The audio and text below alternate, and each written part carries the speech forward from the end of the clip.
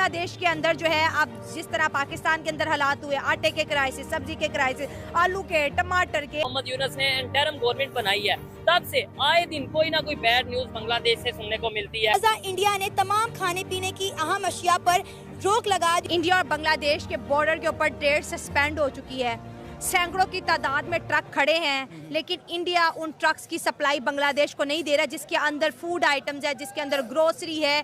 6000 के करीब आप लगा लें कि कमोडिटी है, वो ऐसी अशिया है जिसका रोजमर्रा की जिंदगी में बहुत ज्यादा, जिसे बोलते हैं, इन्फ्लुएंस रहता है। कभी इलेक्ट्रिसिटी शॉर्टेज, कभी ये सुनने को मिलता है कि भाई इंडिया के 800 मिलियन डॉलर देने हैं। कभी अब खबर ये आई है कि रशिया ने भी बांग्लादेश को वार्न कर दिया कि हमारे 630 मिलियन डॉलर वापस किए जाएं। तकरीबन 20,000 के करीब एक्सपोर्टर ने एक इतना अहम कदम उठाया है जिसने पूरे बांग्लादेश को हिला कर रख दिया है। पाकिस्तानी पब्लिक से पूछेंगे, मुखालफत कर रहा है बांग्लादेश, क्योंकि बांग्लादेश जो है वो इंडिया को आंखें दिखा रहा है। कभी इंडिया के बॉर्डर पर ड्रोन तैनात कर रहा है, कभी बांग्लादेश के अंदर रहने वाली हिंदू कम्युनिटी को टारगेट कर रहा है। तो जितने भी इंडियन एक्सपोर्टर होने का, जब तक ये तो दोस्तों, जब से बांग्लादेश ने भारत से दुश्मनी ली है, मानो उसने अपने पांव पे स्वयं कुल्हाड़ी मार ली है। शेख हसीना का तख्ता पलट होने के बाद मोहम्मद यूनुस गद्दी पर बैठे और ऐसे हालात हो गए कि वहाँ हर चीज़ के रेट बढ़ गए। तेल 320 रुपया लीटर हो गया। चावल, इतनी महंगाई पाकिस्तान में नहीं है जितनी महंगाई बांग्लादेश में हो गई। हर चीज़ की कमी हो गई। लोग सामानों के लिए एक दूसरे को मार रहे हैं। इतनी लंबी लंबी लाइनें, भूखमरी, बहुत बुरे हालात। इस पे पाकिस्तानी मीडिया की काफ़ी प्रतिक्रिया आ रही है। पाकिस्तानी मीडिया कह रही है कि हम ही भिखारी बने पड़े हैं, हमारे यहाँ ही इतनी महंगाई है, तो हम बांग्लादेश की क्या मदद करें।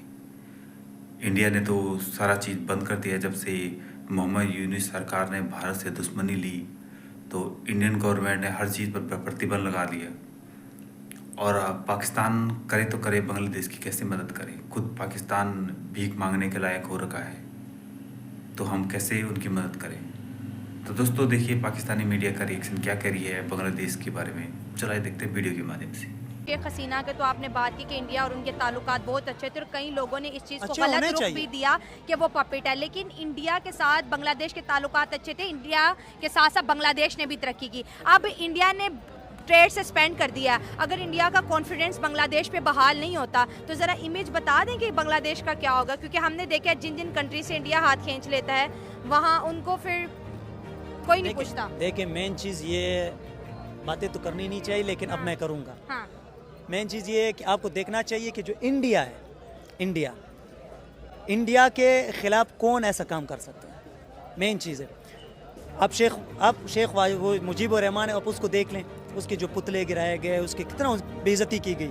उसके बाद ये जो हालात, ऐसा मतलब एक स्टेटमेंट बना दिया, उसको स्प्रेड कर दिया पूरी कंट्री में कि इंडिया तो आपका मतलब बेड़ा गर्क कर रहा है, आपका तो सारा इकोनॉमी सिस्टम, सारा मतलब हर लिहाज से आपको तबाह कर रहे हैं, आप लोगों को पता नहीं है। उन्होंने ऐसी स्टेटमेंट, ब्रेन वॉश के सेम इधर पाकिस्तान में अगर आप देखें, जब हम बलूचिस्तान में होते थे, जब हम यहाँ पंजाब नहीं आए थे, वहाँ पर एक स्टेटमेंट थी कि आप जब पंजाब जाओगे, पंजाब के लोग आपसे इतनी नफरत करेंगे कि आपको देखते भी नहीं है।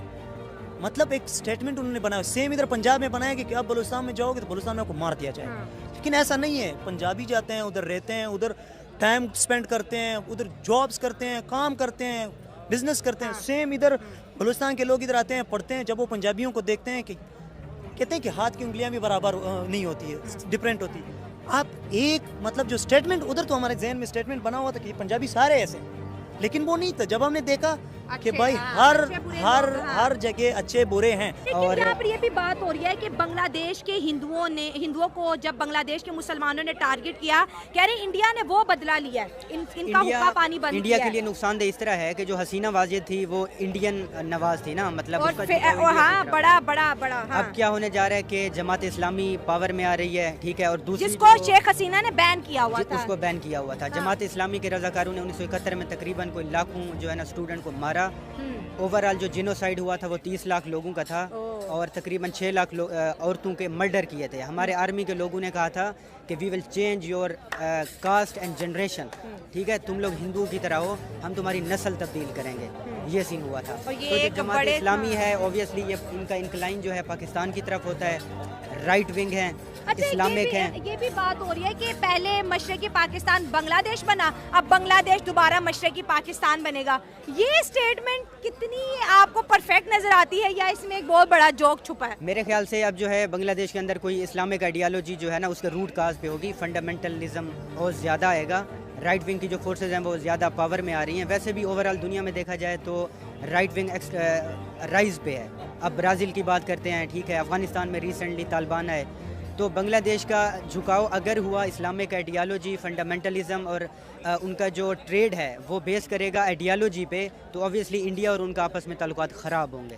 तो इंडिया तो इस वक्त शदीद मुखालफत कर रहा है बांग्लादेश, क्योंकि बांग्लादेश जो है वो इंडिया को आंखें दिखा रहा है। कभी इंडिया के बॉर्डर पर ड्रोन तैनात कर रहा है, कभी बांग्लादेश के अंदर रहने वाली हिंदू कम्युनिटी को टारगेट कर रहा है। तो जितने भी इंडियन एक्सपोर्टर होने का, जब तक ये बांग्लादेश में रहने वाली हिंदू कम्युनिटी के साथ अच्छा सलूक नहीं करेंगे, उन पर जुल्म तशद्दुद नहीं रोकेंगे, हम कोई चीज़ जो है वो बांग्लादेश को एक्सपोर्ट नहीं करेंगे। असल में ये बात यहाँ से शुरू हुई थी। बेसिकली बांग्ला के अंदर जो हिंदू कम्युनिटी माइनॉरिटी है वहाँ पे उनके कुछ राइट की वायलेशन हुई थी, उनके साथ कुछ हुआ था, तो वहाँ से ये सिस्टम शुरू हुआ है। तो मेरे ख्याल से इतनी शिद्दत नहीं है और चीज़ें बेहतर होने के चांसेस हैं, क्योंकि मोदी साहब भी और पाकिस्तान भी, इवन चाइना भी, जितने रीजनल नेबर्स हैं ये सारे चाहते हैं कि वहाँ पे स्टेबिलिटी हो, और पाकिस्तान, चाइना, इंडिया सारे अपना रोल प्ले कर रहे हैं, क्योंकि मैम रीजनल स्टेबिलिटी हमारी डोमेस्टिक स्टेबिलिटी के लिए भी बड़ी पर्टिनेंट है।